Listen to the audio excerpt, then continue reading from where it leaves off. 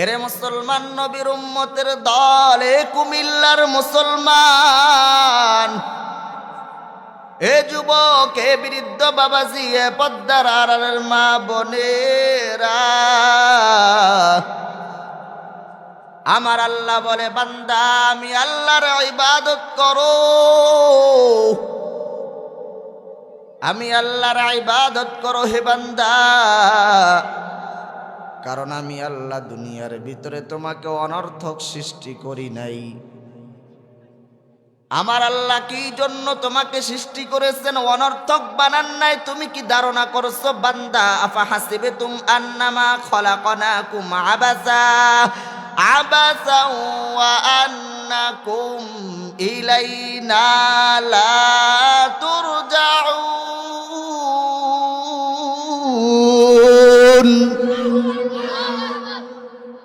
বান্দা তুমি কি ধারণা করেছো আমি আল্লাহ তোমাকে অনর্থক বানাইলাম? না বান্দা, আমি আল্লাহ তোমাকে অনর্থক সৃষ্টি করি নাই। আর এটাও কি ধারণা করেছো রে বান্দা, আমি আল্লাহর কাছে তুমি ফিরে আসবা না?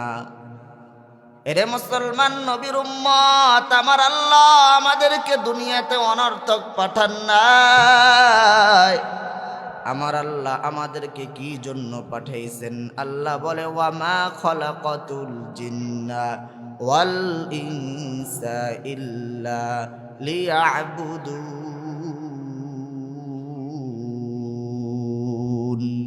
মা খলাকাতুল জিন্না ওয়াল ইনসি বিখাল जुज़-ए इबादत निस्त मक़सूदत जहाँ तक है रबूबियत खुदा की, वहाँ तक है नबूवत मुस्तफ़ा की। मुसलमानी बुअद गर्दन निहादन ऐनाने खुद बदस्ते खाजदादन गर्ब सूरत आदमी इंसाबुदी अहमद अबू जहलो हम साबुदी।